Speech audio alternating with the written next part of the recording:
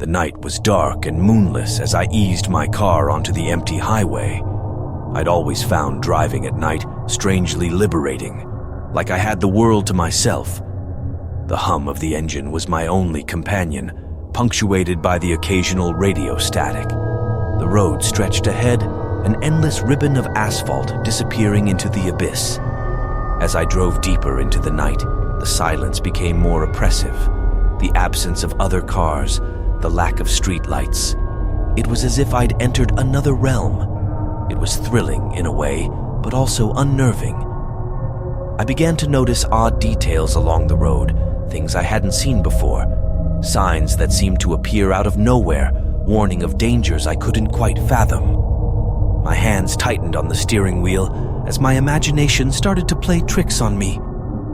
The road ahead started to twist and turn, and I couldn't shake the feeling that I was being led somewhere. I tried to remind myself that it was just my mind playing tricks, but doubt crept in. I glanced at the clock on the dashboard. It was well past midnight, and I was in the middle of nowhere. I should have reached my destination hours ago. Panic started to claw at me. Then, out of the darkness, came a figure.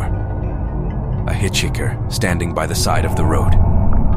I hesitated, my foot hovering over the brake. But before I could make a decision, the figure was gone. I blinked, convinced it was a mirage, a product of my overactive imagination. The road ahead straightened out, and I breathed a sigh of relief. I needed to get a grip on myself. I turned up the radio, hoping the music would drown out my irrational fears. But then, I saw it. A pair of headlights in my rearview mirror, far too close for comfort. My heart raced as the car behind me seemed to speed up, closing the gap. I checked my speedometer, but I was already driving at the limit. There was no reason for this car to be tailgating me. Panic surged back, stronger than before. I couldn't take it anymore. I swerved onto the shoulder and slammed on the brakes. The car behind me screeched to a halt, and I watched in my rearview mirror as the driver's side door swung open. A tall figure stepped out, silhouetted against the headlights. My heart pounded in my chest as I watched the stranger approach. He wore a long, dark coat that billowed around him in the wind. I couldn't make out his face, but his presence was suffocating. I rolled down my window just a crack, just enough to hear him. "What do you want?" I asked, my voice trembling. He didn't respond, just stood there, unmoving. I could feel his eyes on me, even though I couldn't see them.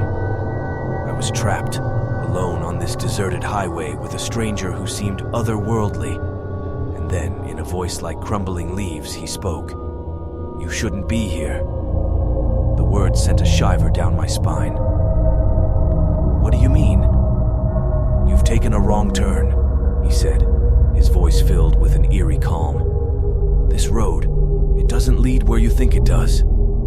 I felt a bead of sweat roll down my temple. "How do you know where I'm going?" He didn't answer, just turned and walked back to his car.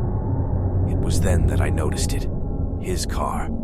It was ancient, a relic from another era, covered in rust and decay. I watched in horror as he got back in, and the car started up with a sputter.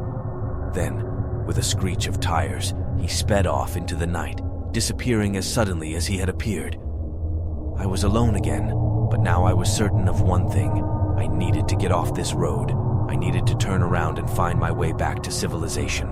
I made a U-turn and sped back the way I had come, my heart pounding with each passing mile. I didn't care about the destination anymore. I just wanted to escape this nightmarish road. As the first light of dawn broke on the horizon, I finally saw the familiar signs of civilization. I pulled into a gas station, my hands still shaking. I had no explanation for what had happened that night, no way to make sense of the strange encounter on that eerie road. But one thing was clear. I would never drive at night again. The freedom I had once found in the darkness had turned into a prison of fear, and I would never forget the night when driving at night had gone horribly wrong.